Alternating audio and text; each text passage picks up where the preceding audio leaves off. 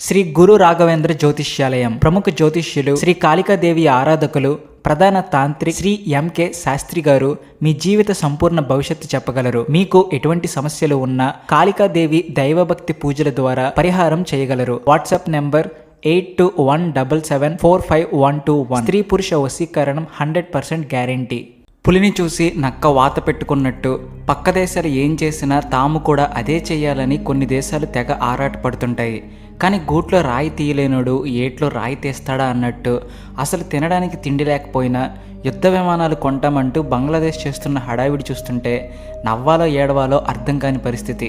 ఈ మధ్యకాలంలో ప్రపంచ రాజకీయాలు ఎంత వేగంగా మారిపోతున్నాయంటే ఉదయం లేచేసరికి ఏ దేశం ఎవరికి మిత్రుడో ఎవరికి శత్రువో తెలియని కన్ఫ్యూషన్ క్రియేట్ అవుతుంది. ఈరోజు మనం చెప్పుకోబోయే విషయాలు వింటే అరే మన చుట్టూ ఇంత జరుగుతుందా, మెయిన్ స్ట్రీమ్ మీడియాలో ఇవేమీ మనకు ఎందుకు చూపించడం లేదు అని మీకే అనిపిస్తుంది. సో అందుకే ఈ ఇంట్రెస్టింగ్ విషయాలన్నీ పూర్తిగా తెలుసుకోవాలంటే ఈ వీడియో చివరిదాకా చూడండి. అంతకంటే ముందు ఒక చిన్న రిక్వెస్ట్, మీరు మా ఛానల్ సబ్స్క్రైబ్ చేసుకోకపోతే వెంటనే సబ్స్క్రైబ్ చేసుకోండి. కామెంట్ సెక్షన్లో జై హింద్ అని రాయడం మర్చిపోకండి. ముందుగా మనం అమెరికా భారత్ గురించి మాట్లాడుకుందాం. సాధారణంగా అమెరికా వాళ్ళు తమని తాము ప్రపంచానికి పెద్దన్నలా ఫీల్ అవుతూ ఉంటారు. వాళ్ళు చెప్పిందే వేదం, వాళ్ళు గీసిందే గీత అన్నట్టు వ్యవహరిస్తూ ఉంటారు. కానీ మన భారత్ దగ్గరకు వచ్చేసరికి వాళ్ళ పప్పులు ఉడకడం లేదు. ఈ మాట నేననడం లేదు, స్వయంగా US trade representative Jamieson Greer నోటి నుండి వచ్చిన మాట ఇది. ఈయన గారిని రీసెంట్గా అమెరికా సెనేట్ కమిటీ పిలిచి ఏమయ్యా భారత్తో మన వాణిజ్య ఒప్పందాలు ఏంటి, పరిస్థితి ఎలా ఉంది అని అడిగితే ఆయన ఇచ్చిన సమాధానం ఇప్పుడు హాట్ టాపిక్ అయింది. ఆయన ఏమన్నారంటే భారత్ అనేది అంత సులభంగా లొంగే దేశం కాదు, అది ఒక కొరకరాని కొయ్య. ట్రంప్ అధికారంలో ఉన్నప్పుడు భారత్ మీద విపరీతమైన ఒత్తిడి తెచ్చారు, బెదిరించారు, బతిమాలారు. కానీ భారత్ మాత్రం అస్సలు తగ్గలేదు అని కుండ బద్దలు కొట్టారు. దీన్ని బట్టి మనకు ఏమర్థమవుతుంది, వేరే చిన్న దేశాలైతే అమెరికా కన్నెర్ర చేస్తే గజగజ వణికిపోయి వాళ్ళు అడిగినవన్నీ ఇచ్చేస్తాయి. కానీ మన దేశం మాత్రం మా ప్రయోజనాలే మాకు ముఖ్యం, మీ పెత్తనం ఇక్కడ సాగదు అని స్ట్రాంగ్గా నిలబడింది. ముఖ్యంగా వ్యవసాయం, డైరీ సెక్టార్స్ విషయంలో అమెరికా మన మార్కెట్లోకి చొరబడాలని ఎప్పటి నుండి చూస్తుంది. మన రైతుల పొట్టకొట్టి వాళ్ళ సామాన్లు మనకు అమ్మాలని ప్లాన్ వేసింది. కానీ మన ప్రభుత్వం మాత్రం నో ఛాన్స్, మా రైతుల ప్రయోజనాలను పణంగా పెట్టి మీతో వ్యాపారం చేయలేమని తేల్చి చెప్పేసింది. ప్రస్తుతం ప్రపంచంలోనే అత్యధిక ఉగ్రవాదం ముప్పు ఉన్న దేశాల్లో భారత్ ఒకటిగా ఉన్నా, ఇన్ని సమస్యలు ఉన్నా కూడా అగ్రరాజ్యం ముందు తలవంచకుండా నిలబడడం అంటే మామూలు విషయం కాదు. జేమ్సన్ గ్రీర్ మాటల్లోనే ఆ అసహనం, ఆశ్చర్యం రెండూ కనిపిస్తున్నాయి. భారత్ వాళ్ళు ఇచ్చిన ఆఫర్లు అద్భుతంగా ఉన్నాయని, త్వరలోనే ఏదో గుడ్ న్యూస్ వింటారని కూడా ఆయన హింట్ ఇచ్చారు. అంటే మన డిమాండ్లకు అమెరికా దిగి వస్తుందన్నమాట. ఇక రెండో అప్డేట్ మన రూపాయి గురించి. డబ్బు లేనివాడు బోడి మల్లయ్య అన్నట్టు కరెన్సీ విలువ పడిపోతే దేశం పరిస్థితి కూడా అలాగే ఉంటుంది. ఈ మధ్య డాలర్తో పోలిస్తే మన రూపాయి విలువ కాస్త తగ్గి 90 రూపాయల దగ్గర తచ్చాడుతుంది. సాధారణంగా ఇలా జరిగినప్పుడు మన reserve bank of India RBI వెంటనే రంగంలోకి దిగుతుంది. మన దగ్గర ఉన్న డాలర్లను మార్కెట్లో అమ్మేసి రూపాయి పడిపోకుండా కాపాడుతుంది.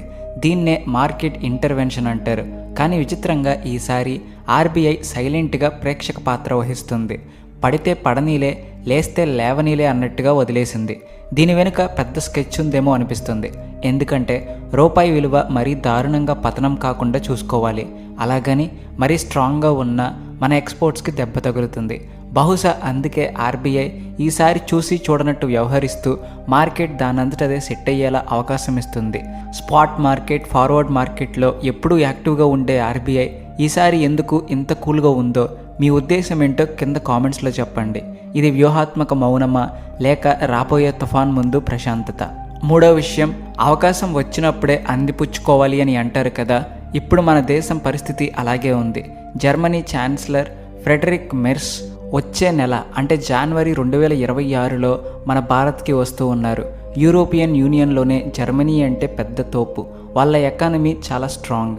ఆయన మన దేశానికి రావడం శుభపరిణామం. కానీ అసలు న్యూస్ ఇది కాదు. ప్రపంచాన్ని శాసిస్తున్న టెక్ దిగ్గజాలు మైక్రోసాఫ్ట్, అమెజాన్ కంపెనీల బాస్లు మన ప్రధాని మోడీ గారితో భేటీ అయ్యారు. ముఖ్యంగా మైక్రోసాఫ్ట్ సీఈఓ సత్య నాదెల్లా గారు మోడీ గారితో మీటింగ్ అయ్యాక ఒక అదిరిపోయే ప్రకటన చేశారు.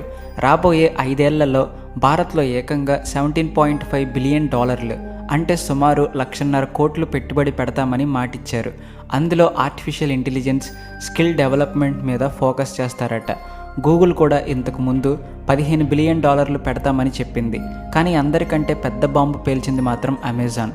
మనం ఆన్లైన్లో షాపింగ్ చేసే అమెజాన్ కంపెనీ వచ్చే 5 ఏళ్లలో భారత్లో $35 బిలియన్ పెట్టుబడి పెడతామని ప్రకటించింది. మైక్రోసాఫ్ట్ పెడుతున్న దానికి ఇది డబుల్ అన్నమాట. ఇప్పటిదాకా ఏ కంపెనీ కూడా ఇంత పెద్ద మొత్తంలో పెట్టుబడి ప్రకటించలేదు. 2030 నాటికి ఈ డబ్బులన్నీ మన మార్కెట్లోకి రాబోతున్నాయి. దీనివల్ల లక్షల కొద్దీ ఉద్యోగాలు వస్తాయి. అయితే ఇక్కడ మనం ఒక లాజిక్ మిస్ అవ్వకూడదు. ఈ కంపెనీలన్నీ సడన్గా భారత్ మీద ఎందుకు ఇంత ప్రేమ చూపిస్తున్నాయి? కేవలం మన మార్కెట్ కోసమేనా? అసలు విషయం ఏమిటి అంటే, అమెరికాలో ఇప్పుడు వలస వ్యతిరేక గాలులు వీస్తున్నాయి. అక్కడ లోకల్గా ఉండే వాళ్ళకే ఉద్యోగాలు ఇవ్వాలని, బయట దేశాల నుండి వచ్చే వాళ్ళని తగ్గించాలని అక్కడి ప్రభుత్వం మీద విపరీతమైన ఒత్తిడి ఉంది. ముఖ్యంగా H1B వీసాల మీద ఆంక్షలు పెడుతున్నారు. ఒకప్పుడు మన దేశం నుండి టాలెంట్ ఉన్న కుర్రాళ్లను అమెరికా తీసుకెళ్లి పని చేయించుకునేవాళ్ళు. ఇప్పుడు ఆ పరిస్థితి మారుతుంది. వీసాలు దొరకడం కష్టమైపోతుంది. అందుకే ఈ కంపెనీలు తెలివిగా మీరు అమెరికా రావడం ఎందుకు, మేమే మీ దేశం వచ్చి ఆఫీసులు పెడతామని డిసైడ్ అయ్యాయి. అలాగే మన దగ్గర తక్కువ జీతాలకే అద్భుతమైన టాలెంట్ దొరుకుతుంది. అటు ఖర్చు తగ్గుతుంది, ఇటు పనులు అవుతాయి.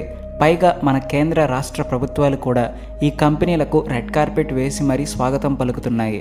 అందుకే ఇప్పుడు ఈ ఇన్వెస్ట్మెంట్ వరద పారుతుంది. ఇక 4వ అప్డేట్ వింటే మీకు నవ్వాలో కోపం తెచ్చుకోవాలో అర్థం కాదు. మన పొరుగు దేశం బంగ్లాదేశ్ గురించి. గంజికి గతి లేదు కానీ మేసాలకు సంపెంగ నూనె అనే సామెత బంగ్లాదేశ్కి కరెక్ట్గా సరిపోతుంది. ఆ దేశం ఆర్థిక పరిస్థితి ఏమీ బాలేదు.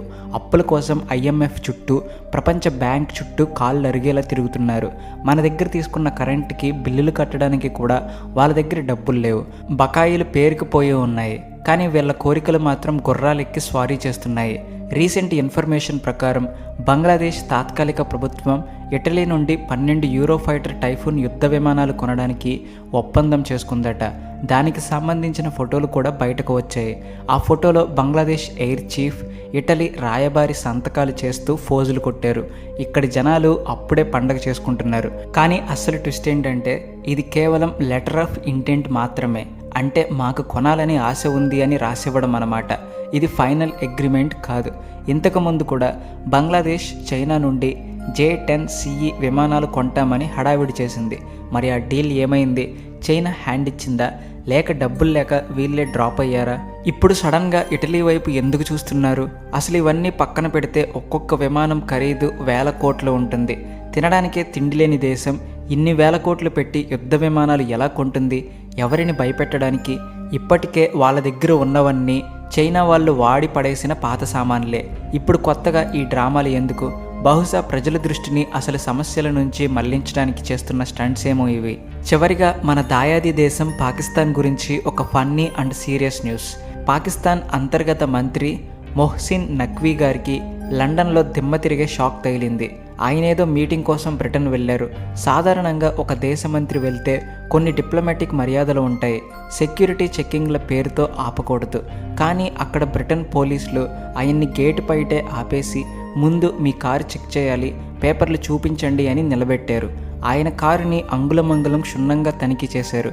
కారు కింద బాంబులు ఏమైనా ఉన్నాయేమో అని అద్దాలు పెట్టి మరీ వెతికారు. పాపం ఆయన గారు ఒక 15 నుంచి 20 నిమిషాలు గేటు బయటే నిలబడాల్సి వచ్చింది. ఈ వీడియో ఇప్పుడు సోషల్ మీడియాలో వైరల్ అవుతుంది. పాకిస్తాన్ పరువు గంగలో కలిపేశారని నెటిజన్లు కామెంట్ చేస్తున్నారు.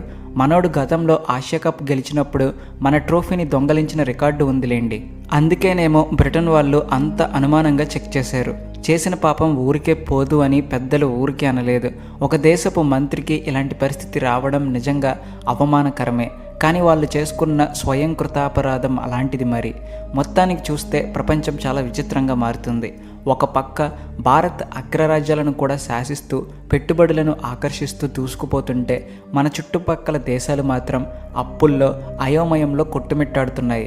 ప్రతి 24 గంటలకు జియోపాలిటిక్స్లో కొత్త కొత్త ట్విస్టులు వస్తున్నాయి. కొన్ని దేశాలు బ్లాక్మెయిల్ చేస్తున్నాయి, కొన్ని దేశాలు మాట మారుస్తున్నాయి. ఇలాంటి సిచ్యువేషన్లో కూడా మన దేశం ఎవ్వరికీ తలవంచకుండా రేసులో వెనకబడిపోకుండా మోడీ ప్రభుత్వం పకడ్బందీగా అడుగులు వేస్తుంది. నిజాలు నిప్పు లాంటివి, ఎప్పుడో ఒకప్పుడు బయటకు వస్తాయి. మెయిన్ స్ట్రీమ్ మీడియాలో రాని ఇలాంటి ఇంట్రెస్టింగ్ న్యూస్ కోసం మా ఛానల్ వెంటనే సబ్స్క్రైబ్ చేసుకుని పక్కనే ఉన్న బెల్ ఐకాన్ క్లిక్ చేయండి. మరో మంచి వీడియోతో మళ్ళీ కలుద్దాం. Please like and share and also thanks for watching.